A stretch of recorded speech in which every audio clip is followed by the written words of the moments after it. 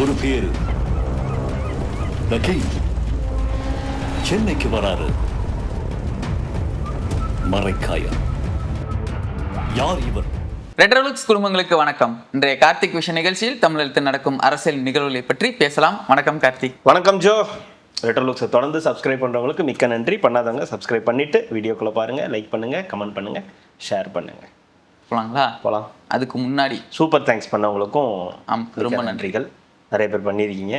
என்ன super thanks. எனக்கு இந்த மக்களை என்ன சொல்றதுன்னு தெரியல. இந்த குடும்பங்களை ஏங்க என்னாச்சு? சிரிச்சா குத்தம்ன்றாங்க. எங்க ஈ பறந்ததுக்கும் நம்ம சிரிச்சதுக்கும் என்ன அது சிங்க் பண்ணிக்கிட்டாங்க. வேற ஒன்றும் இல்லை.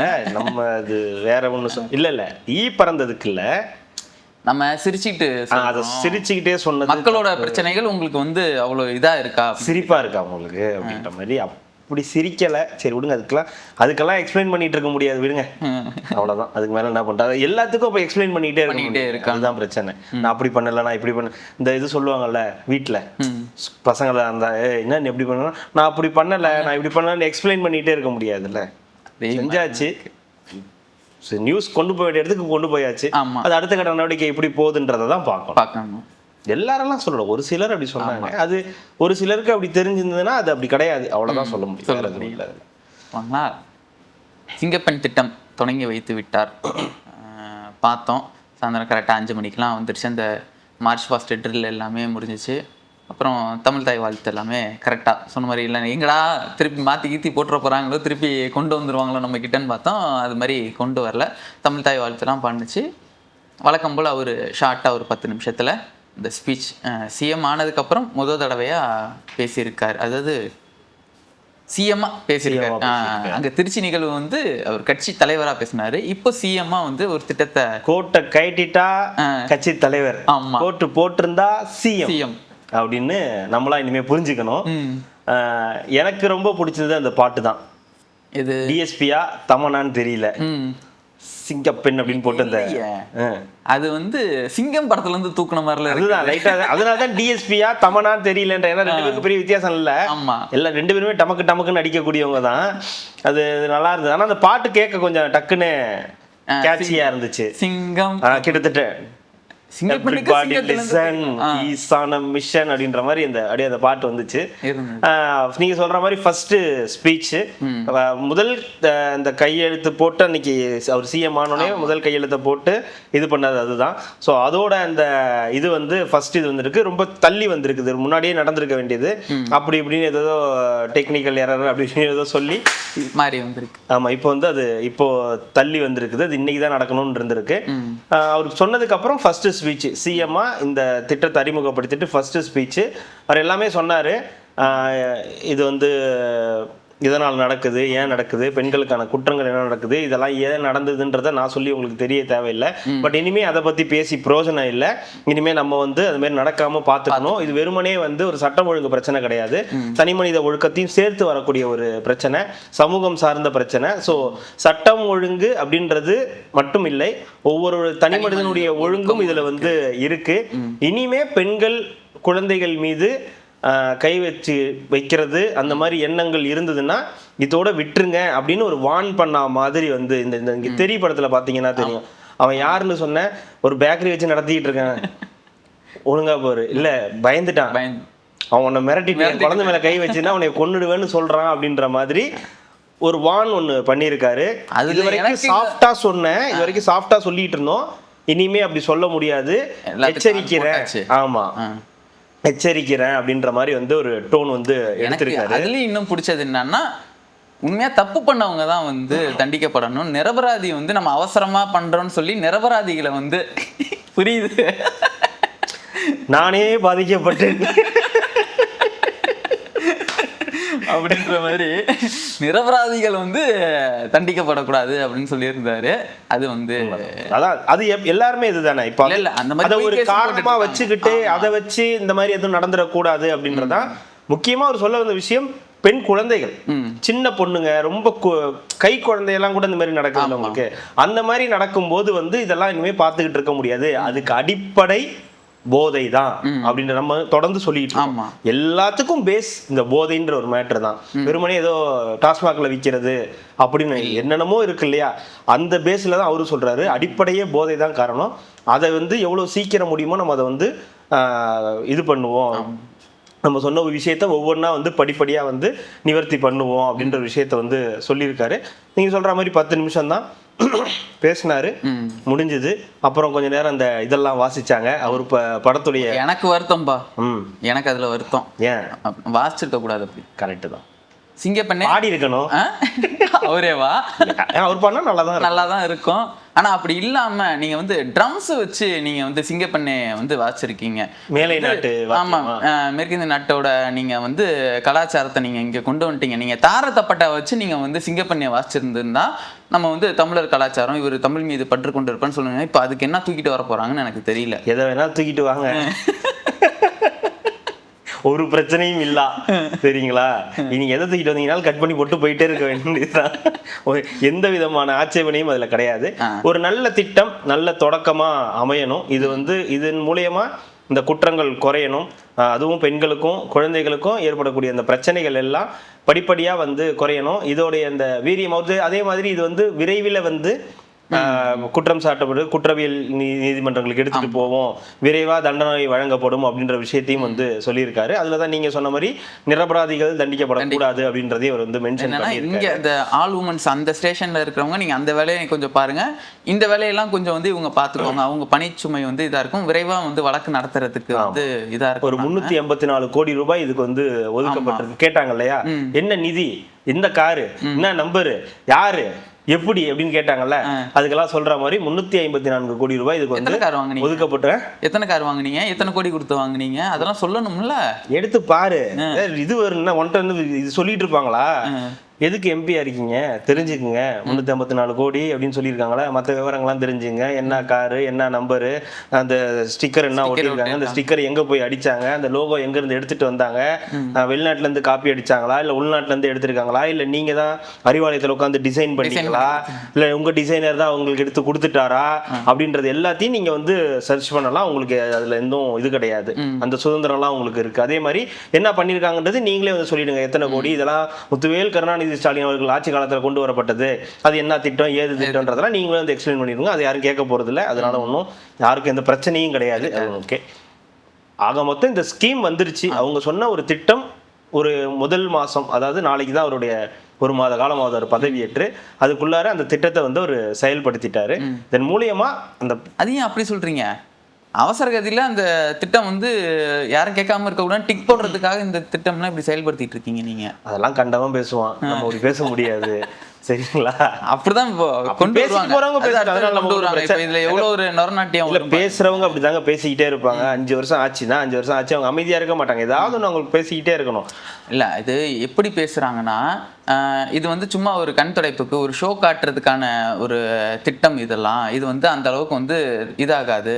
இந்த பீச்சுக்கிட்டெல்லாம் பார்த்தீங்கன்னா இந்த குதிரை வச்சுட்டு இருப்பாங்க, அந்த காவலர்கள்லாம் இருப்பாங்க. அதே மாதிரி இவங்கெல்லாம் யாராவது வந்துட்டு போகிறதுக்காக சும்மா அங்கே இருந்துட்டு சல்யூட் அடிக்கிறதுக்காக தான் இந்த திட்டம்லாம் இது பண்ணுறாங்க. இது ஒரு ஷோக்கான திட்டம். இதனால மக்களுக்கு பெருசாக வந்து பிரயோஜனம் இருக்காது. நீங்கள் சிட்டிக்குள்ளே இங்கே எங்கே சுற்றலாம், கிராமத்துக்குள்ளேயோ இல்லை உள்ளே இருக்கிறவங்களோ இங்கே எங்கே இப்போ ஒதுக்குப்புறமா போகிறாங்க. இந்த இதில் பார்த்தோம் விளாத்திக்குள்ளமா, அந்த இதில் பார்த்தவங்கள அந்த மாதிரி போகிற இடத்துலலாம் இந்த மாதிரிலாம் போகிறாங்கன்னா இவங்கெல்லாம் கூடயே சுற்றிட்டு இருப்பாங்களா? இது வந்து அது ஒரு முறையான திட்டம் கிடையாது. பெண்கள் பாதுகாப்புக்கு இது ஒரு முறையான திட்டம் இல்லைன்னு இப்படிதான் எந்த திட்டத்தை ஆரம்பிக்கும் போது எல்லாரும் சொல்லுவாங்க, டிவிக்கே ஜெயிக்காதுன்னாங்க. காமராஜர் வந்து முதல்ல அந்த மதிய உணவு சொல்லும்போது எல்லாரும் முடியாது, இது எப்படி முடியும், எல்லா நாளும் எப்படி போட முடியும்னாங்க. அப்புறம் பெண்களுக்கு மகளிர் உரிமை தொகை முடியாதுன்னாங்க. இது எல்லாமே நடந்துக்கிட்டு தானே இருக்கு. திட்டங்கள் முதல்ல கொண்டு வரும்போது எதுவுமே சரியாகாது. நாங்கள் முதல்ல போலீஸ் ஸ்டேஷன் வரும்போது கூட தான் இதெல்லாம் எதுக்கு, யார், இவங்களுக்கு எப்படி அதிகாரம் கொடுக்குறதுன்னு இருப்பாங்க. அப்படி எல்லாமே சொல்றது தான். அது நடைமுறைக்கு வருமா வராதா, நடைமுறைப்படுத்த முடியுமா முடியாதான்றத அந்தந்த கவர்மெண்ட் தான் வந்து சொல்லணும். அம்மா உணவு ஒன்று ஸ்டார்ட் பண்ணாங்க, 1 ரூபாய்க்கு இட்லி எப்படி தர முடியும், அதில் என்ன தரம் இருக்கும், நீங்கள் ரேஷன் அரிசி போடுவீங்க, அரிசி எப்படி கொள்முதல் பண்ணுவீங்க, மக்களுக்கு அரிசி இல்லாமல் உங்கள் ஹோட்டலுக்கு வந்து அரிசியா அப்படின்லாம் கேட்பாங்க. ஆனால் பயன்பாட்டுக்கு வந்தோன்னே அது வந்து அந்த பயன் தெரிஞ்சது இல்லை, எவ்வளோ பேருக்கு தேவைப்பட்டுச்சுன்னு. அப்போ சிங்கப்பெண்கள் படைன்னு ஒன்று வந்து ஆரம்பிக்கிறாங்கன்னா அப்போ ஏதோ ஒரு காரணம் இருக்குல்ல. அப்போ நாட்டில் எவ்வளோ இன்னமும் பெண்களுக்கு பிரச்சனை இருக்குது. நம்ம இந்த வளர்ந்த இந்த டிஜிட்டல் யுகத்திலையும் பெண்களுக்கு இவ்வளோ பிரச்சனை இருக்கு, குழந்தைகளுக்கு இவ்வளவு பிரச்சனைகள் இருக்கு அப்படின்னா அப்ப அதுக்கு ஏதாவது ஒரு தீர்வு வேணும்ல. ஏற்கனவே இருக்கிற நடைமுறைகள் பத்தல, போதாமையா இருக்கு. அப்ப இன்னும் வந்து தீவிரமா செயல்படுத்த வேண்டியிருக்கு. அதுக்காக ஒரு அதிரடி படை அப்படின்றத ஒண்ணு ஸ்டார்ட் பண்ணிருக்காங்க. அது எப்படி செயல்படுதுன்றத பார்த்ததுக்கு அப்புறம் தானே தெரியும். நீ ஆரம்பிக்கிறதுக்கு முன்னாடியே இது நல்லா இருக்காது, இது விளங்காதுன்னு அப்படின்னு நீங்க சொன்னீங்கன்னா உங்க தாட் அந்த மாதிரி இருக்கு. அவங்க செஞ்சாதான் நல்லா இருக்கும், அவங்க கொடுத்தாதான் அது நல்லா இருக்கும், இவங்க கொடுத்தா அது நல்லா இருக்காதுன்னு இருக்கிற மைண்ட் செட் இருக்குல்ல, அந்த மைண்ட் செட் அப்படிதான் இருக்கும், கடைசி வரைக்கும் அப்படிதான் இருக்கும். அதை நம்மளால மாத்த முடியாது. அதை வந்து செஞ்சு காட்டினதுக்கு அப்புறம் தான் நம்புவாங்க. ஆமா, இன்னைக்கு எல்லாரும் சொல்றாங்களே அவர் ஜெயிச்சிட்டாரு, ஆமா அவர் எப்படியோ ஜெயிச்சிட்டாருன்றாங்க. இப்ப ஜெயிச்சதுல இருந்து ஜெயிக்க மாட்டாருன்றது வந்து எப்படியோ ஜெயிச்சிட்டாங்க. அடுத்து கொஞ்ச நாள் அவருக்கு வந்து அப்படி இருக்குங்க, அதனால ஜெயிச்சிட்டாருங்கன்னு வந்து மாறும். அதுக்கப்புறம் அது மாறிக்கிட்டே இருக்கும். ஆரம்பிக்கும் போது இந்த எண்ணம் அப்படிதான் இருக்கும். ஒருத்தருக்கு ஒரு போலீஸ் போட முடியாது. ஆமா, ஒருத்தருக்கு ஒரு போலீஸ் போட முடியாதுதான். ஆனா யாரும் ஒருத்தருக்கு ஒரு போலீஸ் நீங்க விரும்புவீங்களா? உங்க கூட ஒரு போலீஸ் இருக்கணும்னு நீங்க விரும்புவீங்களா? உங்க வீட்டுக்கே தினமும் உங்க கூட வரணும்னு விரும்புவீங்க? இல்ல அந்த மாதிரி தான். ஏங்க நம்ம வீட்டாளுங்களே நம்ம கூட வரதுக்கு நம்ம அலோவ் பண்ண மாட்டோம். எங்க வர, நான் தான் போறேன்ல, நம்ம அவங்க கூட எந்த நேரம் இருக்கிறதுக்கு அவங்க விரும்புவாங்களா? இருக்க மாட்டாங்க. ஏதோ ஒரு படத்துல சொல்லுவாங்கல்ல, உலக அழகியும் உலக அழகனும் கல்யாணம் பண்ணிக்கிட்டா கூட அவங்களால ஒரு லிமிட்டுக்கு மேல அவங்களுக்கு ஒன்னா இருக்க முடியாது. வேற வேற முகங்களை பார்த்தா மட்டும்தான். அதுக்கு தான் குழந்தை பெற்றுக்கணும் அப்படி அடுத்தடுத்த ஸ்டேஜுக்கு நகரத்துக்கான காரணம் அதுதான். இல்லைன்னா டைவர்ஸ் ஆகிடும் அப்படின்றதுக்கு தான். எழுதி வைங்கப்பா. இந்த மாதிரி தான் வந்து சில விஷயங்கள் இருக்கு. அப்போ ஒருத்தனுக்கு ஒரு போலீஸ், ஒருத்திக்கு ஒரு போலீஸ்ன்றதெல்லாம் இங்க சாத்தியம் கிடையாது. குற்றங்கள் குறையணும். அதுக்கு இந்த மாதிரி அதிரடிப்படைகள் இருக்கும்போது அந்த பிரச்சனைகளை அவங்க இப்போ ட்ரோன் ஒன்று சொல்லியிருக்காரு, பேட்ரோல் ட்ரோன் டிஜிட்டலைஸ்டா மாறுறாங்க. ஒரு ஆதரவு கொடுக்கணும், அதுக்கான செயல்பாடு எப்படி இருக்குன்னு பார்க்கணும், அதுக்கப்புறம் விமர்சனம் வைக்கலாம். எடுத்தோடனே இது விளங்காது, உருப்படாது அப்படின்னு சொன்னோம்னா தாத்தாக்கள் அப்பாக்கள் மாதிரி தான். இது எங்கிருந்து உருப்பட போகுது அப்படின்னு ஆரம்பிக்கும் போதே கிள்ளி விடக்கூடாது. வேற ஒரு இதா இருக்குதுங்க, அந்த பேட்ரோல் ட்ரோன் ஒன்று சொல்றாங்களே, அது மாதிரி நம்மளோட பிரைவசி வந்து கெட்டு போகுது. எனக்கு தெரியாமே காவல்துறை எல்லாமே நம்மளை வந்து கண்காணிச்சுட்டே இருக்கு, இதா இருக்குன்னு சொல்லிட்டு அது வேற எங்கேயா தூக்கிட்டு வந்துருவாங்கன்னு ஒரு இது இருக்குது. ரோட்ல கூட தான் கேமரா வச்சிருக்காங்க. ஆமா, என்ன பிரைவசி உங்களுக்கு கெட்டு போச்சு? அதனால எவ்வளவு திருட்ட கண்டுபிடிக்க முடியுது, எங்க போறான் எங்க வரான்றதெல்லாம் கண்டுபிடிக்க முடியுதுல்ல. உங்களை அப்படியே நோக்கிக்கிட்டே வராது. எங்க ஸ்பாட், அந்த ஸ்பாட் எங்க பிரச்சனையா இருக்கோ அந்த ஸ்பாட்ல இருக்கும். அந்த ட்ரோன் எங்கேயாவது சுத்தும் போது அவனுக்கு அந்த பயம் வரும். இருக்கலான்ற அந்த பண்ணலான்ற அந்த பயம் கூட அந்த ட்ரோன் வரும்போது சரி பண்ணக்கூடாது, அமைதியா போயிடலாம் அப்படின்னு அவனுக்கு கூட தோன்றதுக்கான வாய்ப்புகள் இருக்கு. அதுக்கு தான் ட்ரோனே தவிர நீங்க எங்க போறீங்க, நீங்க அப்படியே பாத்ரூம்குள்ளார போறீங்களா இல்ல அப்படியே பாருக்குள்ளார போறீங்களான்னு பாக்குறதுக்கு இல்ல. இது ஒரு டிஜிட்டலைஸ்டா இந்த அரசு இதை யோசிக்குது. அது எப்படி ஒர்க் அவுட் ஆகுதுன்றத பார்த்தா தெரியும். இந்த 60-70களில் பிறந்துட்டு 50-60களில் அந்த மாதிரி பிறந்துட்டு இப்போ அதெல்லாம் உருப்படாது, அதெல்லாம் செட் ஆகாது, இதெல்லாம் வேலைக்கே ஆகாது எல்லாம் அப்படின்னு பேசினாங்கன்னா அது கடைசி வரைக்கும் அது அப்படிதான் இருக்கும். அவங்க ஒண்ணுமே மாற்றவே முடியாது நம்மளால. சிஎம் சொல்றது உண்மை. தனி மனித ஒழுக்கம் உண்மையா வேணும். ஒவ்வொரு தனி மனிதனுக்கும் ஒரு ஒழுக்கம் வேணும். சமூகம் ஒழுங்குன்னு ஒண்ணு இருக்கு, அதுவும் இருக்கணும். இது ரெண்டு இருந்தாலே மற்றதெல்லாம் தானா கரெக்டா நடக்கும். அவ்வளவுதான். அதெல்லாம் அடுத்தது முதல் நம்மளுக்கு தேவையானது பாதுகாப்பு தான். சட்டம் ஒழுங்கு சரியா இருக்கணும், அதுதான் வேணும் அப்படின்னு சொல்லியிருக்காரு. இல்லைங்க, இன்னைக்கு ஒரு வேளை நாளைக்கு லிங்கேஷ் வந்து அவன் ஆளு கூட வந்து வெளியே போறான்னு வச்சுக்கோங்க. அப்படியா? ஆமா, நேற்றுக்கு தான் லீவ் போட்டாப்ல. அது போனா அது ஓகே, போறான்னு வச்சுக்குங்க. விட்டுட்டு வீட்டுக்கு போயிட்டான். ஏதோ ஒண்ணு நடந்துருச்சு லிங்கேஷுக்கு. ஒரு பாதுகாப்பு வேணாமா? அதுக்குதான் சொல்றேன், அந்த மாதிரி இருக்கிறதுக்கு தான் அந்த மாதிரி. நான் சொன்ன இந்த விஷயம் நடக்காது, எனக்கு லிங்கேஷுக்கு ஆள் இல்லை, காப்பாத்தி விட்டீங்க. ஆனா யாருக்கெல்லாம் ஆளா இருக்கான்னு எனக்கு தெரியாது. லிங்கேஷ் சவுண்ட் வருது பாருங்களேன். நெக்ஸ்ட் முக்கியமான விஷயம், நான் நேற்றுக்கு ஃபுல்லாக தூங்கவே இல்லை. ஏன்? கரண்ட் இல்லைங்க. உள்ள வந்த பவுரடி அண்ணன் யாரு தளபதி, நீங்க சொன்னதுக்கு அப்புறம் தளபதி தளபதி தளபதி கரண்ட் கரண்ட் கரண்ட்ன்ற மாதிரி தான் ஆயிடுச்சு. நேற்றுக்கு நம்ம ஏரியா மக்களுமே எல்லாருமே. நீங்க எந்த ஏரியா, எப்ப கரண்ட் போச்சு, எல்லா டீட்டெயிலும் சொல்லுங்க. நான் வேற அந்தந்த சைடு தான் போறேன். சும்மா சொல்லுங்க, ஏரியா மட்டும் சொல்லுங்க. ஆட்கள்லாம் நிறைய பேர் இருக்காங்க. அவங்கள அப்படியே பார்த்துட்டு கொத்த. என் தம்பி காலையில ஃபோன் பண்ணி, என்னப்பா நல்லா தூங்குனியா அப்படின்னு கேட்டான். ஏன்டா அப்படின்னா, என்ன கரண்ட் இல்லைல்ல அப்புறம் என்ன அப்படின்னா, உனக்கு எப்படிடா தெரியும் அப்படின்னா, எனக்கு என்ன ஊருக்கே தெரியும் உனக்கு தெரியாதா, நீ போகலையா அப்படின்னா, மடிப்பாக்கம் இருக்கிற ஏரியா வந்து மடிப்பாக்கம். நைட்டு ஜோ ப்ரோ, நீங்க மடிப்பாக்கமா ப்ரோ? எங்க ப்ரோ இருக்கீங்க? வரும் மெசேஜ். மடிப்பாக்கத்துல வந்து அன்பரசன் தான் இருக்காப்புல. அந்த தொகுதி தானே, ஆலந்தூர் தொகுதி. அவர்கிட்ட ஏங்க அதெல்லாம் சரி சொல்லுங்க. மடிப்பாக்கம் ஆமா, எத்தனை மணிக்கு கரண்ட் போச்சு? ஒரு 11 மணி 11:15 இருக்கும். எத்தனை மணிக்கு வந்துச்சு? முன்னாடியே பாத்தீங்கன்னா லோ வோல்டேஜ் ஆயிருச்சு. காலையில 9:50க்குலாம் வந்துருச்சு. இன்னைக்கு வரக்கூடாதுன்னு தான் நினைச்சேன் நான், இதை சாக்கா வச்சு லீவ் போட்டுடலான்னு. 9:50க்கு கரண்ட் வந்துருச்சு. அப்புறம் தம்பி தான் சொன்னப்பல, நீ போகலையா இபி ஆஃபீஸ் போகலையா அப்படின்ட்டாங்கன்னா, நான் போகலன்னா நான் மக்கள் எல்லாம் அங்கே ஒன்றா சேர்ந்து இபி ஆஃபீஸில் போராட்டம் பண்ணிட்டு இருக்காங்க, நீ என்ன போகாமல் இருக்க அப்படின்னா. அதே மாதிரி தான் பெரம்பூர்லேயும் ஒரு டிரான்ஸ்ஃபார்மர் வந்து எரிஞ்சிருக்கு. இங்கே குன்றத்தூர் சைடு வந்து நிறையா வந்து பவர் ஷடவுனு அப்படின்றது நிறைய இடத்துல நேற்றுக்கு எல்லாமே ஷடவுன் இருக்கு. என் ஃப்ரெண்டுமே வந்து சொன்னதாக இருக்காரு. கெருகம்பாக்கம் இந்த ஏரியா தான். கெருகம்பாக்கம், அது கொலப்பாக்கம் கெருகம்பாக்கத்தில் வரும். அவனோட காலையில் அவனோட வாட்ஸ்அப் ஸ்டேட்டஸ்லாம் எடுத்து வச்சு பார்த்தப்ப அப்ராக்சிமேட்டாக ஒரு 11 மணிக்கிட்ட போயிருக்கும்னு நினைக்கிறேன். அதேதான் 1:45க்கு ஒஸ்ட் கவர்னன்ஸ்ரான ஒரு மெசேஜ் ஸ்டேட்டஸ் வச்சிருந்தான். அதுக்கப்புறம் ஏதோ ஒன்று போட்டிருந்தான்றத பார்த்தேன். அவனும் வந்து இதான் சொன்னான், கரண்ட் இல்லை. அவன் கண்டினியூஸாக சொல்லிட்டு இருக்கான். அவன் வந்து நேற்று அவன் கண்டினியூஸாக சொல்லிட்டு இருக்கான். நேற்று தான் உங்களுக்கு ஆச்சு நீங்க அவன் கண்டினியூஸாக சொல்லிட்டு இல்லை இல்லை 5 நிமிஷத்துல ஆமா 5 நிமிஷம் போகுது. 5 நிமிஷம் இது எனக்கும் நடந்திருக்குங்க. ஒரு 1/2 மணி நேரம் போகுது, இல்லை ஒரு 15 நிமிஷம், இல்லை 5 நிமிஷம் 10 நிமிஷம் போகிறது ஓகே. ஆனால் கண்டினியூஸாக இந்த டே ஃபுல்லாக நைட் ஃபுல்லாக இல்லை அப்படின்றது ஒரு பெரிய பிரச்சனை. இது அரசு 1000 விளக்கங்கள் கொடுக்கலாம். இவங்க ஃபியூஸ் கேரியரை பிடிங்கிட்டாங்கன்னு நீங்கள் சிசிடிவி ஃபுட்டேஜ் கொடுக்கலாம். இல்லை வேற ஏதாவது காரணங்கள், திருடிட்டு போயிட்டாங்கன்னு வந்து நீங்கள் சொல்லலாம்.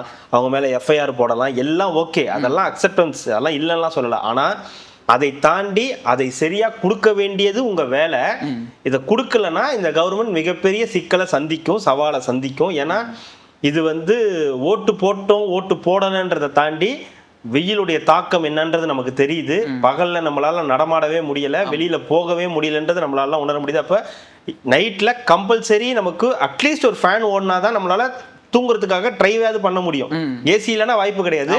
ஃபேன் இருந்தா ஒரு அரை தூக்கமாவது தூங்கி எந்திரிக்கலான்றது தான் எல்லாரோட எண்ணமாவும் இருக்கும். அப்போ கரண்ட் இல்லைன்ற பிரச்சனை திமுக காரணம், அதிமுக காரணம், அதிகாரிகள் காரணம்னா மக்களோட மைண்ட் செட்ல வராது. ஆனா சொன்னது என்ன காரணம் சொன்னாங்கன்னா, செந்தில் பாலாஜி அவர்கள் மேல இந்த கேஸ் போடுறது, சார்ஜஸ் போடுறதுக்கு வந்து ஏத்துக்கிட்டாங்க. அந்த விஷயத்த வந்து இது பண்றதுக்காக தான் இந்த மாதிரி வந்து ஒரு இதெல்லாம் நடக்குது. நான் அததான் ஆரம்பத்திலே சொல்றேன், இதெல்லாம் 1000 காரணங்கள் இருக்கலாம். ஆனால் என்ன சொல்லுவாங்கன்னா, உங்களால அதை பண்ண முடியலையா, அப்புறம் எதுக்கு நீங்க, உங்களை நம்பி தானே ஓட்டு போட்டோம், விஜய் அவர்களை நம்பி தானே ஓட்டு போட்டோம்னா சொல்லுவாங்க. ஆக இந்த பிரச்சனையை எவ்வளோ சீக்கிரம் சால்வ் பண்ண முடியுமோ, இந்த மின்வெட்டுன்ற இந்த பிரச்சனையை எவ்வளோ சீக்கிரம் இந்த கவர்மெண்ட் சால்வ் பண்ண முடியுதோ சால்வ் பண்ணுறது அந்த துறைக்கும் இந்த அரசுக்கும் ரொம்ப நல்லது. இல்லைன்னா இது ஒரு பெரிய பிரச்சனையா எடுத்துட்டு வருவாங்க. ஏன்னா எல்லா ஏரியாலையும் கரண்ட் கட் ஆகிட்டே இருக்கு. மக்கள் வந்து டைரக்டா இபி ஆஃபீஸ்க்கு போய் போராடுற மாதிரியான நிலைமைகள்லாம் உண்டாகுது. அதற்கு உண்டான அனைத்து வேலைகளையும் பண்ணிடுவாங்கன்னு நான் வந்து நம்புறேன். ஏன்னா இப்போ நிறைய பணியாளர்களை சேர்க்கணுன்றாங்க, நிறைய இடத்துல திருட்டு வேலைகள் நடக்குதுன்றது உண்மை. நீங்க சொல்ற அதிகாரிகள் சில இடங்களில் செயல்பட மாட்டேங்கிறாங்கன்றது உண்மை. எப்படி எரியுது அதீத சூடு. இது என்னங்க இவ்வளவு நாள் இத்தனை வருஷம் எல்லாமே டிரான்ஸ்ஃபார்மர் எரியுதுன்றது. அதுதான் சொல்றேன் உங்களுக்கு, இதுல சதி வேலைகள்லாம் இருக்கு. ஆனா அதை மட்டுமே நம்ம முழுசா எடுத்துக்கிட்டு இது பண்ண முடியாது. இதை தாண்டி அதிகாரிகளை வேலை செய்ய வைக்க வேண்டியது, அப்படி செய்யாத அதிகாரிகளை சஸ்பெண்ட் பண்றது அப்படின்னு நடக்குது. இதை தாண்டி இந்த மக்களுக்கு அந்த இரவு நேரத்துல அந்த மின்வெட்டு இல்லாம பாத்துக்க வேண்டியதுதான் கவர்மெண்டோட வேலை. அதை கூடிய சீக்கிரம் சரி செய்வாங்கன்னு நம்ம நம்பலாம். அப்படி சரி செய்யாத பட்சத்துல அது பெரிய பிரச்சனையா இந்த கவர்மெண்ட்டுக்கு உருவாகும். ஏன்னா இன்னும் வெயில் காலம் முடியல, தொடர்ந்துட்டு தான் இருக்கு. அடிக்கிற வெயில் இருக்கவே முடியல, வீட்டுக்குள்ளார இருக்கவே முடியல. பெரியவங்கலாம் ரொம்ப கஷ்டப்படுறாங்க, குழந்தைங்க அதுவும் பச்சை குழந்தைங்களாம் ரொம்ப கஷ்டப்படுது. எல்லாருக்குமே பெரிய கஷ்டமா தான் இருக்கு. அது கூடிய சீக்கிரம் விரைவில் சரி செய்யணும். உங்களுடைய தூக்கம் நேற்று பறி போனதுக்கு காரணம் மின்வெட்டு பார்த்துக்குங்க. இதுல அடிஷ்னல் இன்னொரு இது என்னன்னா, செங்கோட்டையன் அவர்கள் சொன்னார், அவர் தானே பேரிட இதுக்கு வந்து அமைச்சர் வந்து அவர் தானே வரக்கூடிய அந்த இது பேரிடர் இந்த காலம் வருது, வந்துருச்சு அப்படின்றாங்க. இது என்னடா வந்து பெருமை உங்களுக்கு 1000 கோடி வந்துருச்சு அப்படின்றது. நாங்கள் வந்து 24,000 கோடி நான் கேட்டு ஒரு 17% 4000 சில்லற கோடி தான் கொடுத்தாங்க. இதுக்கே வந்து நாங்கள் திமுக அரசை வந்து நாங்கள் கண்டனம் தெரிவித்தோம். 4000 கோடிக்கே வந்து இதெல்லாம் பத்தாது, எங்களை வஞ்சிக்குதுன்னு. நீ இன்னமும் 1000 கோடி வாங்கிட்டு பெருமையாக பேசுகிற, இதுதான் உங்கள் லட்சணமா அப்படின்னு வந்து போயிட்டு அவங்க இருக்குது. கேட்காமலே 1000 கோடி ரூபா வந்திருக்குங்க. அதுதான் அதுல விஷயம். நீங்க எல்லாம் வந்துருச்சு, பேரிடர் வந்துருச்சு, புயல் வந்துருச்சு, மழை வந்துருச்சு, எங்களுக்கு 27,000 கோடி கொடுங்க, 30,000 கோடி கொடுங்கன்னு நீங்க கேக்குறீங்க, கரெக்ட். அவங்க அதுக்கு பிச்சு போட்டா மாதிரி இவ்வளவுதான் கொடுக்குறாங்கன்றது ஒண்ணு. இவங்க இது மாதிரி ஒண்ணு நடக்க போகுது, வருமுன் காப்பும் திட்டமாக ஒரு அமௌண்ட் அமுச்சு விடுங்கன்றாங்க. 1000 கோடி ரூபா வருது. ஸோ அதை வச்சு ஏதாவது இதுக்கு முன்னாடி ஏதாவது பண்ணலாமா அப்படின்ற மாதிரியான திட்டங்கள் வந்து ஒரு பக்கம் போயிட்டு இருக்கு. அதுக்கு தான் அந்த 1000 கோடி மொத்தமா வாங்கல. ஏன்னா பேரிடர் வந்ததுக்கு அப்புறம் தானே தெரியும் என்ன எத்தனை எவ்வளவு செலவாக போகுது அப்படின்றது. அதுக்கு முன்னாடி 1000 கோடி நீ எப்படி வாங்கிட்ட, இதுல என்ன உனக்கு பெருமை? அதான் சொல்றேனே, 5 வருஷம் இப்படிதாங்க இருக்கும், ஒரே போராட்டமா தான் இருக்கும். நீங்க எது பண்ணாலும் சொல்லுவாங்க. இவங்களோட போராடுறது தான் பெரிய வேலையா இருக்கு. என்ன பண்றது, நமக்கு ஒரு எதிர்கட்சியா இருந்தா பரவாயில்ல, நம்ம தான் ஊருக்குள்ள வம்பில் வச்சிருக்கோமே, எல்லாருமே நமக்கு எதிரிகள் தான். இந்த பக்கம் பார்த்தா சோனு மலை, இந்த பக்கம் பார்த்தா என்னடான்னு திரும்பி பார்த்தா அங்க இருந்து ஒருத்தர் பின்னாடி 4% சோனு மலை, இங்க இன்னொருத்தர் மழை வந்துகிட்டு இருக்குது வேற, மழை வந்துருச்சு. அதனால இந்த 1000 கோடி ரூபாய்ன்றது ஒரு வரவு தான். இப்போதைக்கு முன்கூட்டி அட்வான்ஸ் வாங்கியிருக்காங்க. ஏங்க பேரிடர் வந்துடும் அட்வான்ஸ், என்ன பேரிடர் வந்துடும் அட்வான்ஸ் கொடுங்க வேணும் அப்படின்னு நாங்க உங்களை ஏதாவது சொன்னோமா, உங்களை ஏதாவது திட்டினோமா, ஒன்றிய அரசுன்னு சொன்னோமா, வஞ்சிக்குதுன்னு சொன்னோமா? இல்ல. அப்புறம் என்ன உனக்கு கொடு, காசை கொடு. ஆமா இல்ல, எதுவும் சொல்லல. அதனாலதான் பின்னாடி வானதி ஸ்ரீனிவாசன் வந்தாங்க. பாத்தீங்களா கரெக்டா பேசுறாரு பாத்தீங்களா, இவரு இந்த மாதிரி இந்த கோடி கேட்டிருக்காரு, நாங்க முன்கூட்டியே கொடுத்துருக்கோம், இது மாதிரி பாராட்டினதே கிடையாது அப்படின்றாங்க. உடனே இது டிவிகேக்கும் பிஜேபிக்கும் ஒரு அண்டர்ஸ்டாண்டிங், அவங்களுடைய திட்டங்கள்லாம் இவங்க இங்க அதெல்லாம் கிடையாது. சும்மா போட்டு ஒரு கவர்மெண்ட்டை போயிட்டு நைன கூடாது. அதாவது மக்கள் விரும்புறாங்களா இல்லையானே தெரியாம ஒன்றிய அரசு இந்த தப்ப பண்ணிட்டு இருக்கு, கை ஆடுது பார், கீழே இறக்கி அப்படின்ற மாதிரி இருக்குது. இதெல்லாம் தேவையில்லை. ஆமா, உண்மையாவே அன்புமணி அவர்களும் போயிருக்காரு, போய் பாராட்டிட்டு வந்திருக்காரு. ஐயோ டிவிக்கு அடிச்சு செம்மையா இருக்குன்னா அப்ப எல்லாத்துக்கும் டவுட் வரமா வராதா? வரணுங்க, வரக்கூடாதுன்னு நான் சொல்லல. ஏன்னா லெஃப்ட் திடீர்னு திட்டுறாங்க, என்ன பண்ணுவாங்கன்னு தெரியாது. திடீர்னு கூட்டணின்றாங்க, முத்தரசன் கூட்டணின்றாரு, பே சண்முகம் இல்லைன்றாரு, வீரபாண்டி ஏதோ ஒண்ணு சொல்றாரு, அடுத்த நாள் பார்த்தா வேற ஒண்ணு சொல்றாரு. அப்போ இவங்களை நம்ப முடியாது. அதுக்காக தான் அன்புமணியை வர வச்சோம். அந்த பெட்டியில் இருக்கக்கூடிய அந்த நாளை இங்க இருந்து அந்த பெட்டியில் இருக்கக்கூடிய நாளை எடுத்து விட்டு இந்த நாளை வைப்பதற்கு நாங்கள் முயற்சி செய்கிறோம் அப்படின்றதுதான் இதுல இருக்கக்கூடிய சாராம்சம். உங்களுக்கு ஆட்சி நடக்கணுமா வேணாமா, அவ்வளவுதான் அதுல இல்ல கேள்வி. கேட்டீங்கன்னா எப்படி சொல்றது, அந்த 4 இடைத்தேர்தல் வரும்ல, அதுல மேட்ச் பண்ணிக்கலாம். அது மைனஸ் ஆயிடுவாமே. அது ஒருத்தன் பதிவு போட்டிருக்கான், அது வந்து ஒரு பாத்தீங்களா, அது 144 இப்ப 21 பேர் வாபஸ் போயிட்டாங்க. மீதி இருக்கிறது 3 5 23ல 5 போச்சுன்னா 118, அதாவது 5 தோத்துருமா. 123ல 5 தோத்துனா 118 தான். 118 தான் வச்சுக்கிட்டு உங்களால ஒண்ணும் பண்ண முடியாது. ஏன் நீ 118 -5 போட்ட? ஜெயிக்காதுன்னா திமுக இப்போ வலுவான ஒரு நிலைமையில இருக்குதுல்ல, அதனாலதான் என்ன நினைக்கிறீங்க?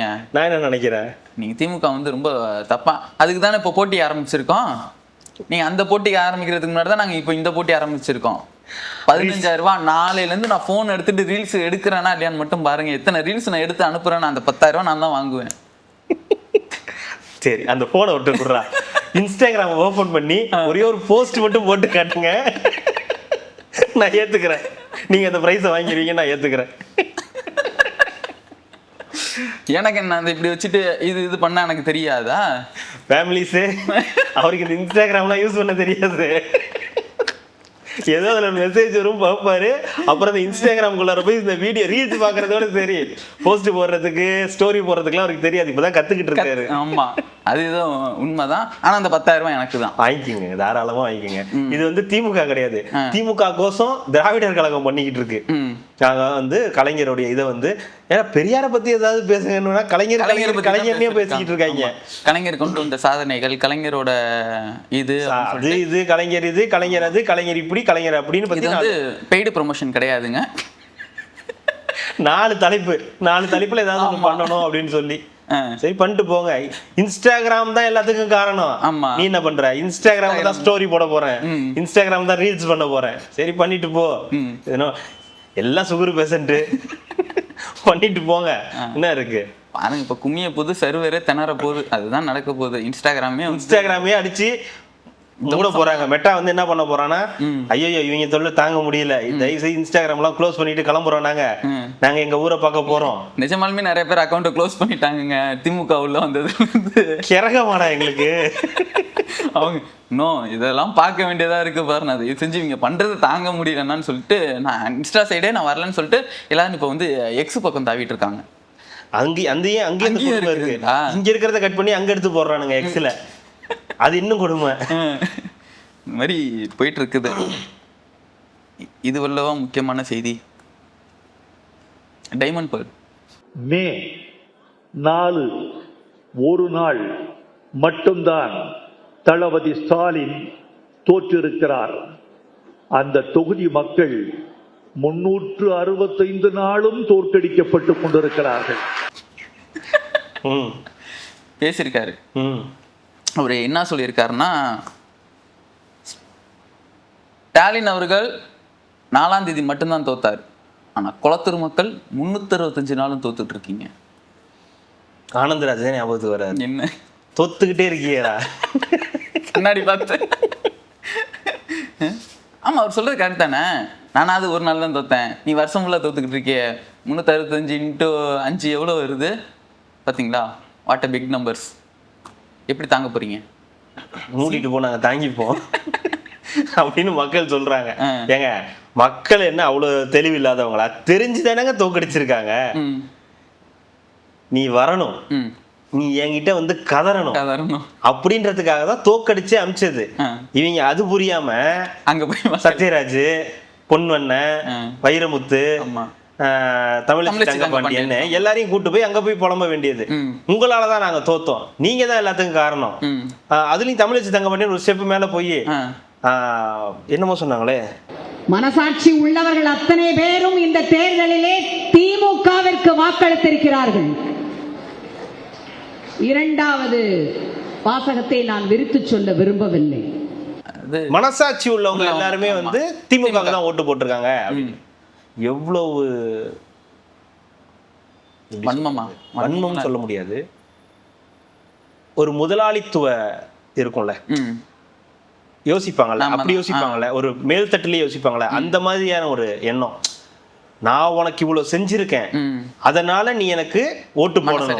நான் உனக்கு 1000 ரூபாய் காசு கொடுத்துருக்கேன், நான் உனக்கு வந்து ஃப்ரீ பஸ் கொடுத்துருக்கேன், நான் உனக்கு அதை கொடுத்துருக்கேன், இதை கொடுத்துருக்கேன். அதெல்லாம் நீ வாங்கிக்கிட்டு மனசாட்சி இல்லாம நீ வேற ஒருத்தவங்களுக்கு ஓட்டு போட்டிருக்க அப்படின்றதோட வெளிப்பாடு. இவங்க எப்படி? இவங்களாவது கட்சியில இருக்கிறவங்க. வைரமுத்து அவர்கள் யாரு? திமுக காரரா? ஆமா. அவர் என்ன சொல்றாருன்னா, இதெல்லாம் இது பண்ணதுக்கு அப்புறம் இந்த மாதிரி மாறி வாக்களிச்சு உங்க நம்பிக்கை மேல நான் வந்து சந்தேகப்பட வேண்டியது, தமிழர்களுடைய நம்பிக்கை நன்றியின் மேலே வந்து நான் சந்தேகப்பட வேண்டியது இருக்கு. நீ யாரு எங்களை சந்தேகப்படுறதுக்கு? புலனாய்வு புலி நான் இருந்துட்டு போ, நீ புலியாக இருந்துட்டு போ, இது வேணா யாரா வேணா இருந்துட்டு போ. நீ எப்படி மக்களை வந்து கேள்வி கேட்க? சிங்கப்பூரை மாத்தி வச்சிருக்க எங்களுக்கே நீங்க வந்து இவ்வளவு நன்றி விசுவாசம் இல்லைன்னா? ஐயா, நான் உங்களுக்கு ஒரு வாக்குறுதி கொடுக்குறேன். இந்த வாரம் இல்லைன்னா அடுத்த வாரம் குளத்தூருக்கு போறோம். நீங்க நான் இவன் 3 பேரும் குளத்தூருக்கு போறோம். அங்க ஃபுல் டே சுத்த போறோம். சிங்கப்பூர், அந்த சிங்கப்பூரை நம்ம போய் சுத்தி சுத்தி விளாக் பண்ண போறோம். ரொம்ப நாளா விளாக் பண்ணணும்னு கேட்டுக்கிட்டு இருக்கான். சிங்கப்பூர் பிராக்கெட்ல குளத்தூர்னு போட்டுக்கங்க. வாங்க மாப்ள, இப்ப நாங்க பாத்தீங்கன்னா சிங்கப்பூர் குளத்தூருக்கு வந்திருக்கோம். ஆமா, சிங்கப்பூருக்கு விளாக் பண்ண போறோம். அது நீங்க என்னைக்குன்றத மட்டும் நம்ம கன்ஃபார்ம் பண்ணிடுவோம். உறுதியா போறவங்க நீங்க கவலைப்படாதீங்க. அந்த சிங்கப்பூருக்கு நாங்க போய் நான் விளாக் எடுத்துட்டு வரேன். கமெண்ட்ல கூட ஒருத்தர், ஆனா சிங்கப்பூர் போட்டோஸ் எல்லாம் வேணா சொல்லுங்க, நான் அனுப்பி விடுறேன். சிங்கப்பூர் பாருங்க, சும்மா வெறியேத்திட்டு இருக்காங்க. எங்கேயாவது மேடை கிடைச்சிருச்சுன்னா போதும், திமுகவோட தோத்துருந்துருக்கலாம், ஸ்டாலின் தோக்க கூடாது அப்படின்றாங்க. நன்றி எல்லாம் உங்களுக்கு எனக்கு வந்து ரொம்ப டவுட்டா இருக்குன்னா, சார் உங்களை எல்லாம் நாங்க இவ்வளவு நாளா பாடகர்னு வச்சுக்கிட்டு இருக்கோம்ல, பாடகரா எழுது பாடலாசிரியர்னு ஏத்துக்கிட்டு இருக்கோம்ல, இதுக்கு மேல உங்களுக்கு என்ன வேணும்? உங்களுக்கு எல்லாம் பாடலாசிரியர் தானே வேலை, உங்களுக்கு என்ன திமுக மேடையில் உங்களுக்கு எல்லாம் என்ன வேலை? கூப்பிடலையே, எனக்கு அந்த வேலை கொடுத்தீங்கன்னா பரவாயில்ல. எங்க திமுக தோத்துருக்கு, அதிமுக தோத்துருக்கு, தாவேக்கால எவ்வளவு பல இடங்கள் தோத்துருக்கு. உங்களுக்கு என்னங்க அவ்வளோ ஈகரா போய் என்னமோ குளத்தூர்ல எல்லாரும் வச்சுக்கிட்டு இருக்கீங்க? அப்படி என்னதான் நீங்க என்னதான் பண்ணிருக்கீங்க குளத்தூர்ல? இதான் அண்டர்கிரவுண்ட் இல்லைங்க, இதான் பண்ணி என்ன இடம்னே தெரிய மாட்டேங்க. எவனை கேட்டீங்கன்னாலும் குளத்தூரை சிங்கப்பூரா மாத்தி வச்சிருக்காரு, குளத்தூரை சிங்கப்பூரா மாத்தி. நிறைய இறக்கி இருப்பாங்களோ, அதுவும் நடந்திருக்கு, அதுவும் நடந்திருக்கு. இல்ல நம்ம நினைச்சு பார்க்க முடியாத அளவுக்கு இறக்கி இருப்பாங்க போல இருக்கு. ஏன்னா அவ்வளவு கொடுத்துமாதான் நீங்க போடாம இருந்திருக்கீங்க அப்படின்னு கொடுத்துருக்காங்க. 10,000 ரூபாய் போயிருக்கு, 5 to 7 வந்து போயிருக்கு, 5K to 7K போயிருக்கு. அப்படி போயும் தோத்துருக்கீங்கன்னா அப்போ தோல்வி தானே. அதை ஏன் உங்களால ஏத்துக்க முடியல? அதுக்கு ஏன் அவரெல்லாம் கூட்டு வந்து பேச வச்சு எங்க உயிர் எடுக்கிறீங்க? இல்ல இப்போ என்ன பண்ணுன்னா, இதுவாய் போச்சு, நன்றியை மறந்துட்டாங்க, அப்படி பண்ணிட்டாங்க, இப்படி பண்ணிட்டாங்க. ஏன் நீங்க எல்லாம் போய் உட்கார்ந்துருக்க வேண்டியதானே? குளத்தூர்லயே போய் உட்கார்ந்துருக்க வேண்டியதானே? அங்கேயே ஒரு மேடையை போட்டு அங்கேயே உட்கார்ந்துருக்க வேண்டியதானே? நீங்க சத்யராஜ் அப்படிதான் எல்லாரும் ஒரு பாலியல் ரீதியான பிரச்சனை வரும்போது வரது கிடையாது. பெண்களுக்கு ஏதாவது ஒரு பிரச்சனைனா வரது கிடையாது. குழந்தைங்களுக்கு எதனா ஒரு பிரச்சனைனா வரது கிடையாது. நாட்டுக்கு ஏதாவது ஒரு பிரச்சனை, லஞ்சம் வாங்கிட்டான், 400 கோடி ரூபாய் ஊழல் நடந்திருக்குது, அந்த மாதிரினா இந்த பயலுக்கு எவனும் வரது கிடையாது. தனி ஒருத்தரோட பிரச்சனை எல்லாம் இல்லைங்க. இந்த மாதிரி எந்த பிரச்சனைக்கும் வரது கிடையாது. இழவு விழுந்துருச்சு குளத்தூர்ல, உடனே கிளம்பி வந்துட்டாங்க. என்ன ஆகி போச்சுன்னா தோத்துட்டாரு. இழவு விழுந்துருச்சு அப்படித்தானே அவங்க பண்றாங்க. ஆமா. ஏங்க இன்னமும் சேகர் பாபுலாம் திருந்த மாட்டாருன்றதுக்கு நேற்று ஒரு வீடியோ கிளிப்பு. இந்த இதுதானே கை தட்டுறதுக்கு. எதுக்கு இந்த போலி பந்தா? அப்படி கை தட்டி வாங்கி என்ன பண்ண போறீங்க நீங்க? இன்னமும் அவர் மேல மதிப்பு இருக்குன்னு காட்டுறதுக்காக. யாருக்கு இருக்கு? சேகர் பாபு. நீங்க காசு கொடுத்தா இருக்கதான் செய்யும். நீங்க ஒரு ஷெட்யூலுக்கு இவ்வளவு அமௌண்ட்னு சொல்லி சத்யராஜ், பொன்வண்ணன், கவி பேரரசுக்கெல்லாம் தூக்கி கொடுத்தீங்கன்னா இருக்கதான் செய்யும். ஏங்க வேற கவி பேரரசுக்கெல்லாம் வேற வேலை கிடையாதுங்க. ஆமா, அதெல்லாம் இங்க வந்து பேசிட்டு இருக்காரு. எவனும் கூப்பிடுறது கிடையாது இப்பெல்லாம். அது அந்த பாடகி மேட்டரோட முடிஞ்சு போச்சு. என்னைக்கு அவங்க கொடுத்தாங்களோ அன்னையோட முடிஞ்சு போச்சு. ஒரே ஒரு ரைட்டர் இருந்துச்சு, டைரக்டர் தான் கூப்பிட்டு இருந்தாரு, அவரும் முடிச்சு மூடிட்டாரு. ஆமா, போதுண்டாப்பா நீ பண்ண வரைக்கும் போதும் போ அப்படின்னு அமுச்சு விட்டாரு அவரு. சும்மா வந்துட்டு எந்த நேரமும் மக்களையே குறை சொல்றது. 365 நாள் மக்கள் வேதனை. நீ பாத்தியா மக்கள் வேதனைப்பட போறாங்க? நீ பாத்தியா? ஒரு நாள் நீங்க போய் குளத்தூர்ல போய் பாத்திருக்கீங்களா? என்ன பண்ணிருக்காருன்னு பாத்திருக்கீங்களா? அந்த மக்கள்கிட்ட போய் பேசிருக்கீங்களா? குளத்தூர் மக்கள் கிட்ட தூய்மை பணியாளர்கள் பிரச்சனை நடந்துச்சுல, அப்பெல்லாம் எங்க போயிருந்தீங்க? அப்ப அந்த தொகுதியில தானே இருந்திருப்பாங்க. அப்ப போய் பார்க்க வேண்டியதானே? அப்ப நான் வேற அரசு ஊழியர்கள் பிரச்சனை நடந்துட்டு இருந்தது இல்ல, எழுதிட்டு இருந்த கடிதம் அதுக்குள்ள சால்வ் பண்ணிட்டாங்க. இதுல ரொம்ப பெருமையா 4ஆம் தேதி ஸ்டாலின் அவர்களை, தளபதி அவர்களை பார்த்தேன். 2ஆம் இடம் யாருக்கு என்று கேட்கிறார். அவருக்குன்னு சொன்னாரா? அதான் இது தேவையா? இது மாதிரிலாம் அதாவது ஒரு தொகுதி ஒரு கட்சி நின்னுச்சு, தோத்துட்டாரு, தலைவர் தோத்துட்டாரு, எக்ஸ்ட்ரா சோகம். கட்சி தோத்தது சோகங்க, தலைவரே தோத்துட்டாருன்றது எக்ஸ்ட்ரா சோகம். உங்களுக்கு என்ன ஒரு தலைவரா இருக்காரு? அதான் சின்ன தலைவர் இருக்காருல்ல, அவரு வந்துட்டு போறாரு, அவரு இருக்காருல்ல, சின்ன தலைவர் வரைக்கும் வச்சிருக்கீங்கல்ல, அப்புறம் உங்களுக்கு கஷ்டம். சின்ன தலைவர் இல்ல, சின்ன தலைவரும் தோத்திருந்தா ஒட்டுமொத்தமா ஒப்பாரி வைக்கிறதுக்கு சரின்னு சொல்லலாம். சரிங்க வாங்க எல்லாரும் கும்பலா சேர்ந்து ஒப்பாரி வைப்போம், நீங்க நானு பொண்ணு அவன் இவன் அப்படி இப்படின்னு எல்லாத்தையும் சேர்த்துக்கலாம், எக்ஸ்ட்ரா பேமெண்ட்னா கூட எல்லாத்தையும் 4 பேர்ட்ட கூப்பிட்டுக்கலாம் அப்படின்னு சொல்லலாம். அதுவும் கிடையாது. அதான் இவர் தோத்ததுக்கு பதிலாக அவர் ஜெயிச்சிட்டாரு. அவரே ஜெயிச்சதுக்கு பதிலாக அவர் கூட இன்னொருத்தர் ஜெயிச்சிருக்காரு, பயங்கரமா ஒருத்தர் ஜெயிச்சிருக்காரு துறைமுகத்துல. இதுக்கு மேல உங்களுக்கு என்ன வேணும்? ஆனா சும்மா பாருங்க, டெய்லி மீட்டிங்கை போட்டு ஐயோ தலைவர் தோத்துட்டாரே, மக்கள் இப்படி பண்ணிட்டாங்களே, மக்கள் அப்படி பண்ணிட்டாங்களே. அது என்னன்னா சின்ன ஸ்பார்க்கு. ஏங்க மக்களுக்கு நீங்க இவ்வளவு பண்ணதுனாலதான் அவங்க தோக்கடிச்சாங்கன்றது நீங்க என்னைக்குதான் புரிஞ்சுப்பீங்க? அது இல்லைங்க, இப்போ ஒரு சின்ன ஸ்பார்க் கொளுத்தி போட்டுட்டே இருக்காங்க. ஆமா நம்ம தப்பு பண்ணிட்டோம் அப்படின்றத குளத்தூர்ல இருந்தே வந்து அந்த ஸ்பார்க் தாங்க தீப்பந்தமா எரியும். யாருமே ஃபீல் பண்ணல ஜோ. நீங்க மட்டும் அவங்க பிரச்சனையை பாப்பானா, இவர் தோத்துட்டாரு இவர் தோத்துட்டாருன்னு அவரு பின்ன. ஏங்க அவன் தெரிஞ்சுதானங்க 8000 சில்லற ஓட்டுல தோக்கடிச்சிருக்கான். பின்ன என்னங்க நான் திருப்பி சொல்றேன், ஒரு 500 ஓட்டுல தோத்துருந்தா கூட இல்லங்க, அவங்க அவரை தோக்கடிக்க நினைக்கல, மக்கள் ஜெயிக்க வைக்கணும் தான் நினைச்சிருக்காங்க. ஒரு 500 ஓட்டுல மிஸ் ஆகும். ஏங்க 8500 ஓட்டுக்கு மேல ஒருத்தர் வந்து தோத்துருக்காரு, ஒரு சுற்றுல கூட முன்னிலை வரலன்னா அப்பவே நீங்க தெரிஞ்சுக்க வேணாம் நீங்க அந்த தொகுதிக்கு அன்ஃபிட்னு. ஒருவேளை விஎஸ் பாபு அவர்கிட்ட தோத்ததுனால இந்த மாதிரி இருக்குமா? ஒருவேளை நான் பெரிய கேண்டிடேட் கூட தோத்துருந்தா பரவாயில்ல, தோக்கட்டும் ஜோ. ஏடிஎம்கேவா இருக்கட்டும், டிவிகேவா இருக்கட்டும், என்டிகே கூட தோத்துருக்கட்டுமே, நீங்க தோத்துட்டீங்க, அவ்வளவுதான் இதுல விஷயம். மக்களுக்கு உங்களை பிடிக்கல மச்சான், ஏன் தெரியுமா அவனை வேணான்னு சொல்றா? ஏன்னா நீ அவளுக்கு வேண்டாம், அதுதான் நிதர்சனம். இதை ஏத்துக்காம தோக்கடிச்சிட்டாங்க. நீங்க அதாவது சாபம் விடுறாங்க லிட்டரலா. அவங்க சொல்றது என்னன்னா, நீங்க நல்லா இருக்க மாட்டீங்கடா, குளத்தூர் மக்கள் நீங்க நாசமா போயிடுவீங்கடா, இவரை தோக்கடிச்சிங்களடா, உங்களுக்கு வாழ்க்கையில நல்லதே நடக்காதுடா, உங்க வீட்டுல காது குத்து கல்யாணம் நல்லது கெட்டது எதுவுமே நடக்காதுடா, கெட்டது மட்டும் தானே இனிமே நடக்க போகுது, 365 நாள் கெட்டது தானே நடக்க போகுதுன்னு லிட்டரலா உட்காந்து எல்லாரும் சாபம் கொடுத்துட்டு இருக்காங்க. வேற ஒன்றும் கிடையாது. இந்த மாதிரி உலகத்துல நீங்க யாரையுமே பார்க்கவே முடியாது. இந்த மாதிரி ஒரு அசிங்கத்தை இந்த உலகத்திலேயே நீங்க பார்க்க முடியாது. ஏங்க தோத்தீங்கன்னா ஆமா தோத்துட்டேன்னு போக வேண்டியதானே, அடுத்த கட்ட வேலையை போய் பார்க்க வேண்டியதானே. உங்களுக்கு தான் அறிவாலயம் இருக்குது, கட்சி பணிகள் இருக்குது, இதோ ஒரு அப்பப்போ நீங்க ரைட் அப் எழுதலாம், எழுதி 3 நாள்ல இந்த ஆட்சி முடிஞ்சிடும், 3.5 மணி நேரத்துல இந்த ஆட்சி முடிய போகுது அப்படின்னு பாஷா ஆண்டனி மாதிரி ஏதாவது பேசிக்கிட்டு இருங்க. இன்னும் 7 நாள் தான் உனக்கு டைம், உனக்கு 7 செகண்ட் தான் டைம்னு ஏதாவது ஒன்று பண்ணலாம். அதெல்லாம் விட்டுறது, டைரக்டா எல்லாரையும் கூட்டு வந்துடுறது. இது எல்லாரும் பாருங்களேன், எல்லாம் மார்க்கெட் போன பீஸ். ஆமா வந்தது எல்லாமே மார்க்கெட் போன பீஸ். சத்யராஜாவது எங்கேயாவது நீங்க பார்க்கலாம், ஆடு கீடு ஏதாவது படத்துல எங்கேயாவது பார்க்கலாம். பொன்வண்ண சுத்தம் முடிஞ்சிச்சு. கவி பேரரசு கேட்கவே வேண்டாம், அப்பல இருந்தே இல்ல. முடிஞ்சு போச்சு. இப்போ இது எல்லாமே ஒன்று சேர்ந்துக்கிட்டு சரி நமக்கு வேற வேலை இல்லையே. இப்போ நீங்க நல்லா நோட் பண்ணீங்கன்னா ஆடியோ லான்ச்னு ஒன்று நடக்கும். அதுக்குன்னே ஒரு 10 பேர் இருப்பாங்க. இந்த ஆடியோ லான்ச்ல மட்டும் கலந்துக்குது. அவங்களுக்கு பேமெண்ட் உங்களுக்கு தெரியும் 25,000 30,000 10,000 5,000 10,000 25,000 30,000. அதுல கே ராஜன் இறந்துட்டாரு. அவர் தவிர்த்து நிறைய பேர் உங்களுக்கு தெரியும் இருப்பாங்கல்ல அந்த மாதிரி ஆட்கள். அந்த மாதிரி தான் இவங்கெல்லாம் இனிமே வந்து பேமெண்ட் இது வந்து பேசணும் இப்படி வந்து பேசணுன்றதுக்கு பேமெண்டா இருக்கும்னு நினைக்கிறேன். அதனால தான் இந்த பிரச்சனை நடந்துகிட்டு இருக்கு. வேற ஒன்றும் கிடையாது. நீங்க எவ்வளவு சாபம் கொடுத்தாலும் என்ன நடந்தாலும் அந்த மக்களுக்கு ஒன்றும் ஆக போறது இல்லை. நீங்க உங்களோட தப்பை திருத்திக்காத வரைக்கும், இது நடந்துச்சுன்னு தெரிஞ்சுக்காத வரைக்கும் நீங்க இது நடத்திக்கிட்டே இருப்பீங்கன்னா மறுபடியும் அங்க தோப்பீங்களே தவிர ஒரு நாள் நீங்க அங்க ஜெயிக்கவே முடியாது. அடுத்ததா பாத்தீங்கன்னா ஒரு 15,000 to 18,000 கோடி மதிப்பிலான ஒரு இண்டஸ்ட்ரி நம்ம கிட்ட தமிழ்நாட்டுக்கு வர வேண்டியதை ஆந்திராவுக்கு தள்ளி விட்டாங்க. டிவிக்கே தானே? ஆமா. ஏன் இப்படிலாம் பண்றீங்க? அதாவது மேஸ்கான் டாக் ஷிப் சொல்லிட்டு ஒரு கப்பல் நிறுத்துறதுக்கான அந்த ஒரு தளம் அமைக்கக்கூடிய ஒரு கம்பெனி. ஆமா, மஸ்கான் டாக் அப்படின்ற அந்த கம்பெனி வந்து இங்க வர வேண்டியது இருந்தது. இந்த தாவேக அரசின் வந்து 2025 ஆமா வந்து போயிடுச்சு. ஆனா அது நடந்தது 2025 செப்டம்பர்ல. அதுக்கான புரிந்துணர்வு ஒப்பந்தம் எல்லாம் போடப்பட்டு கையெழுத்து போடப்பட்டது. ஆனா அப்ப இருந்தக்கூடிய முத்துவேல் கருணாநிதி ஸ்டாலின் அவர்களின் ஆட்சியில டிசம்பர் 7ஆம் தேதி HD ஹூண்டாய் அப்படின்ற கம்பெனியோட டைப் பண்ணிட்டு இவங்களுக்கு எந்த ரீசனுமே சொல்லாம விட்டுட்டாங்க. அவங்க என்ன பண்ணாங்க, காத்து கண்கள் பூத்திருந்தேன்னு சொல்லி அப்படியே கிளம்பி ஆந்திரா பக்கம் போயிட்டாங்க. இதுதான் நடந்தது. ஆனா இப்ப உருட்டுறவங்க இந்த எல்லாமே இருக்கட்டும், இந்த TRP ராஜா அவர்களா இருக்கட்டும், பாத்தீங்களா இங்க வர வேண்டிய கம்பெனி அங்க போச்சு. கண்ணா, வர வேண்டிய கம்பெனி இங்க தான் இருந்திருக்கணும். நீங்க பண்ண தவறால ஏதோ ஒண்ணு நடந்து போச்சு. பவரால போல உங்க தவறால ஏதோ நடந்திருக்குது. அதுக்கு காரணம் திமுக தான்றத ஒரு ஆர்டிக்கலாவே போட்டு இன்னைக்கு முடிச்சு விட்டாங்க. அதுவும் இதுவா ஹிந்துவா இல்ல இவங்களா தெரியல, டைம்ஸ் ஆஃப் இந்தியாவா தெரியல, ஏதோ ரெண்டுத்துலயுமே போட்டிருக்காங்கன்னு நினைக்கிறேன். ஒரு ஆர்டிக்கலாவே போட்டு இது எப்ப நடந்தது, ஏது நடந்தது, ஏன் அங்க போனாங்க அப்படின்ற எல்லா டீட்டெயிலுமே வந்து போட்டாங்க. ஆனா அதுக்கு முன்னாடி இவங்க என்ன பண்ணிட்டாங்க பாத்தீங்களா, போயிடுச்சு. இவங்களுக்கு ஒண்ணுமே தெரிய மாட்டேங்குது. ஒரு 18,000 கோடி இது முதலீடு வந்து இங்க வராம போயிடுச்சு, ஆச்சு மூச்சுன்னாங்க.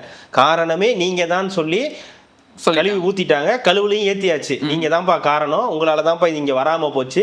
கிட்டத்தட்ட 15,000 இருந்து 18,000 கோடி வர வேண்டிய ஒரு இடத்துல அப்படியே ஆந்திரா பக்கம் அழகா அனுப்பிச்சு விட்ட பெருமை முத்துவேல் கருணாநிதி ஸ்டாலின் அவர்கள் ஆட்சியும் திராவிட மாடல் ஆட்சிக்கு தான் வந்து சேரும்ன்றத இது அழகா போட்டு உடைச்சிட்டாங்க. இன்னைக்கு இதுக்கு வேற போயிருக்காங்க, சவுத் கொரியான்னு நினைக்கிறேன். சவுத் கொரியா போயிருக்காங்க இவங்க. கீர்த்தனா தொழில் வளத்துறை அமைச்சர் வந்து அங்கே போய் ஹுண்டாய் கம்பெனி அவங்களோட சேர்ந்து தூத்துக்குடியில் இங்கே வந்த ஒரு கம்பெனியோட டைப் பண்ணுறதுக்காக வந்து அங்கேயும் போய் ஒரு பேச்சு. உடனே அதுக்கு வந்துட்டாங்களே. இது வந்து அப்போவே நம்ம வந்து போட்டது தான். அதுக்கு இவங்க இப்போ போய் வந்து போட்டோக்கு வந்து போஸ்ட் கொடுக்குறாங்க அப்படின்றதையும் வந்து போட்டுட்டாங்க. அவங்க போட்டோக்கு போஸ்ட் கொடுக்குறாங்களோ உங்க மேல கேஸ் கொடுக்குறாங்களோ அது இல்லை விஷயம். இப்ப நம்ம ஊருக்கு வந்திருக்குதா வருதா அப்படின்றதா விஷயம். அது நீங்க பண்ணியிருந்தாலும் சந்தோஷம் தான். உங்க பேர் ஏன் இப்ப நீங்க பண்ணதே கிடையாதா? ஜெயலலிதா அவர்கள் ஆட்சி காலத்துல ஏதாவது ஒண்ணு பண்ணிட்டு போவாங்க, இவங்க வந்து அதுக்கு வந்து பேர் போட்டு ஓபன் பண்ணி வச்சுட்டு போவாங்க. அந்த மாதிரி எத்தனையோ விஷயங்கள் நடந்திருக்கு. எடப்பாடி கிட்ட கேட்டீங்கன்னா கதையா உட்காந்து சொல்லுவாரு, உட்காருங்க தம்பி அந்த கதையை பேசுவோம் அப்படின்ட்டு உட்கார வச்சு நம்மள்ட்ட ஒரு 3/4 மணி நேரம் பேசுவாரு. இத்தனை 5 வருஷத்துல நான் இதெல்லாம் பண்ணிருக்கேன், அவங்க வந்து பேர் போட்டு ஓபன் பண்ணிட்டாங்கன்னு. நீங்க அதே மாதிரி போய் இவங்கள்ட்ட கேளுங்க, ஜெயலலிதா மேட்ட கேட்டீங்கன்னா அவங்களும் சொல்லுவாங்க. அதே மாதிரி அவங்கள்ட்ட கேட்டீங்கன்னாலும் சில விஷயங்கள் இருக்கும். அதுக்கு ஒன்றும் பண்ண முடியாது. ஆட்சிகள் மாறும்போது காட்சிகள் மாறதான் செய்யும். அதுக்காக உட்காந்து எந்த நாள் அழுதுகிட்டே நல்லது நடக்குதுன்னு அந்த எண்ணம் மட்டும் அந்த அது எங்களாலதான் நடந்தது. அதான் நல்லது நடந்தா அது நாங்க பண்ணது, எங்களாலதான் நல்லது நடக்குது. நீ எனக்காக பேசினா நீ அறிவார்ந்தவன், நீ எனக்காக பேசினீங்கன்னா வந்து உனக்கு வந்து இன்டெலெக்சுவல் நீ. இதுவே நீங்க வேற ஏதாவது ஒரு கேங்குக்கு போய் பேசுனீங்கன்னா நீ அறிவில்லாதவன், பிம்பம், மாய பிம்பம், கவர்ச்சி, இன்ஸ்டாகிராம் ரீல்ஸ், தற்குறி, இந்த மாதிரி வார்த்தைகள் தான் வரும். ஆனா நீங்க அவங்களுக்கு ஒரு வார்த்தை ஆதரவா பேசி பாருங்க, இன்டெலெக்சுவலுங்க அப்படின்னு அப்படியே கொண்டு வந்துருவாங்க. நம்மள வந்து அப்படியே டாப்ல கொண்டு போய் உட்கார வச்சு அங்கிருந்து கீழே தள்ளி விட்டுருவாங்க. அடுத்து இந்த ஜான் பிரிட்டோ அவர்கள், such a nice human being John Britto. அதாவது ஜான் பிரிட்டோ யாருன்னே தெரியாது. ஜான் பிரிட்டோ யாரா? ஜான் பிரிட்டோ லீமா ரசோட தம்பி. அப்புறம் என்னடா எழுதுறா, கதை எழுது, இப்ப எழுதிக்கோ. 248 கோடி மதிப்புள்ள ஆமா அவர்களுடைய ஆதவர்ஜனுடைய மிக நெருங்கிய உறவினருமான நண்பரும் உறவினருமான ஜான் பிரிட்டோ அவர்கள் இந்த இதை வச்சுதான் இது நடந்திருக்கு, தாவேக்கா இதை வச்சுதான் ஜெயிச்சிருக்கு அப்படின்னு. அடுத்த நாள் காலைல வராரு ஜான் பிரிட்டோ. அது நான் இல்லப்பா, பேர் மட்டும்தான் என்னது, நான் லியோ தாஸ் இல்லைங்க, நான் பார்த்திபன்ங்க அப்படின்னு அவரு வந்து சொல்லிக்கிட்டு இருக்காரு. கேஸ் போட போறேன்னு இருக்காங்க. யாரு அதெல்லாம் தப்பா நியூஸ் போற கேஸ் போட போறேன். ஆமா, எப்படி ஏன் கேஸ் போட போறீங்க? ஆமா நீங்க தானே சொன்னீங்க நியூஸ் தமிழ்ல. டெலிட் பண்ணிட்டாங்க. டெலிட் பண்ணிட்டாங்க உடனே. அத உடனே நம்ம மண் நியூஸ் டக்குன்னு எடுத்து பாத்தீங்களா இந்த மாதிரி வந்துருச்சுன்னா அடுத்த நாள் டெலிட். ஏன் டெலிட் பண்ண? நீ தான் தைரியமான போடு. ஃபர்ஸ்ட் போட்டு ஏதாவது ஒரு போட்டு நல்ல சிறப்பான போட்டோவா போடுவீங்களா? அது மாதிரியே போட்டு வச்சிருக்க வேண்டியதானே. அதுக்கு மேல நம்ம இளைஞர் டிவியோட இளைஞர் செய்திகள், இன்னொரு பக்கம் ஐடிவிங்க எல்லாரும் சேர்ந்து டக்கு டக்குன்னு வேலையை பார்த்துட்டாங்க. பார்த்தா அடுத்த நாள் காலையில் ஜான் பிரிட்டோவே வராது. கிடையாது, நான் இருக்கேன், அது நான் கிடையாது, நீங்க சொல்ற ஜான் பிரிட்டோ வேற, நான் வேற, என் மேல நீங்க இப்படி பண்ணதுக்கு நான் உங்க மேல வந்து கேஸ் போட போறேன் அப்படின்னு வந்து எங்க ஒரு யூடியூபர் சொல்றாருன்றதுக்கு வச்சு பின்னணியாவது சந்தேகப்பட வேணாமா? கொஞ்சமாவது அது யோசிக்க வேண்டாமா? இது என்ன நடந்திருக்கு, ஏது நடந்திருக்குன்னு செக் பண்ண வேண்டாமா? உடனேவா எடுத்து போட்டுருவீங்க அவசரமா. இப்ப பாருங்க, அசிங்கப்பட்டு நிக்கிறீங்க. நம்மளாம் கண்டதையும் கொண்டு போய் அடிக்க வேண்டியதா இருக்குது அவங்க மேல. அப்ப யூடியூபர் சொன்னா என்ன நடக்குமா? அந்த யூடியூபர் சொன்னாதான் அந்த யூடியூபர் சொல்லணும். அவரு ஒரு நைஸ் ஹியூமன் பீயிங் இல்லையா? அவர் சொன்னா அது வந்து நடக்கும். இல்ல ஜான் பிரிட்டோ ஏதோ ஒரு கொடுங்கையூர்ல இருக்கக்கூடிய ஒரு நபர், அவர் மேல அது ஒரு கேஸ் இருக்கு அப்படின்றது உடனே எல்லாத்தையும் லிங்க் பண்ணி பேருக்கிறெல்லாம் லிங்க் பண்ணி போட்டு ஒரு நியூஸை போட்டுறது. இந்த நியூஸை தான் நம்ம பல வருஷமா பார்த்துட்டு ஓ அப்படியா இவங்க தான் பண்ணியிருப்பாங்க ஆமா அப்படின்னு நம்ம யோசிக்க வச்சுட்டோம். ஆனா இப்ப அதெல்லாம் இல்ல, இணையம் வந்துருச்சு. நீ சொன்ன அடுத்த வேகத்துக்கு அந்த உண்மையான நியூஸ் எடுத்து வந்து போட்டுறாங்க. இது டிவிகே டிஎம்கேன்றதெல்லாம் கிடையாது, யார் பண்ணீங்கனாலும் சரி அப்படி ஒரு நியூஸ் நடக்கலன்னு எடுத்து வந்து அசிங்கப்படுத்திட்டு போயிட்டே இருப்பாங்க. அதனால செய்திகளை சொல்றதுக்கு முன்னாடி ஒரு தடவைக்கு 10 தடவை ஆராய்ஞ்சிட்டு சொல்லுங்க. நீங்க பாட்டுக்கு எடுத்து வந்து சொல்லக்கூடாது. அதுவும் நீங்க எல்லாம் வந்து ஒரு பொசிஷன்ல இருக்கீங்கன்னா அதுக்கேற்ற மாதிரி நடந்துக்கணும். இன்னைக்கு பாருங்க எவ்வளவு அசிங்கமா போச்சு. எதுக்கு அந்த நியூஸை போட்டு அந்த இதுக்கு டெலீட் பண்ணல? ஏன் டெலீட் பண்ண? அது அசிங்கம் தானே. மன்னிப்புகள் இப்ப மன்னிப்புகள். நீ தைரியம் ஆமா தவறான செய்திகளை பரப்பி இன்னைக்கு போட போறல ஞாயிற்றுக்கிழமை கில்லி படம். இப்ப என்ன பண்ணுவ? வேற வழி இல்ல உனக்கு. டிவிலயா? அப்படியா? வேற வழி இல்ல உனக்கு, வந்துட்டல்ல வழிக்கு. நியூஸ்ன்றது அது வந்து என்டர்டைன்மெண்ட். Sun TV entertainment. நியூஸ்ன்றது அதே சன் டிவில தானே நீ படம் போடாம இருந்த. உண்மையின் குரலாக மக்களின் குரலாக செயல்படும் ஒரு ஊடகம்னா அது வந்து சன் நியூஸ் தான். நீ மானம் கிட்ட வந்தானே, அப்புறம் என்ன வீடு முடிஞ்சிருச்சு அவ்வளவுதான். அமலாக்கத்துறை இவரு டிவிஎஸ். ஆமா இவரு வைத்தியலிங்கம் அவரு அந்த 28 கோடி இது வந்து கேஸ். அவரு இது நல்லா பாருங்க, அதுல வேடிக்கையை பாருங்க அப்படின்ற மாதிரி. வாஷிங் மிஷின் தான் இவர் மேல கேஸ் வந்து பாத்தீங்கன்னா 2011-16 இவர் வீட்டு வசதித்துறை அமைச்சரா இருக்கும்போது ஒரத்தநாடு எம்எல்ஏவா இருக்காரு. வீட்டு வசதி துறையில இருக்கும்போது 27 கோடி ரூபாய் லஞ்சம் வாங்குறாரு. ஒரு கட்டுமான நிறுவனத்தினர் லஞ்சம் வாங்குறாரு, 28 கோடி லஞ்சம் வாங்குறாரு. 2024 செப்டம்பர் மாதம் திமுக வந்து வழக்கு போடுது. லஞ்ச வழக்கு வந்து பதிவுத்துறை வந்து இவர் மேலே வந்து வழக்கு போடுறாங்க. இந்த 2026 ஜனவரி 21ஆம் தேதி அவர் வந்து டிஎம்கேல சேர்ந்துடுறாரு. விட்ரா. ஆமா.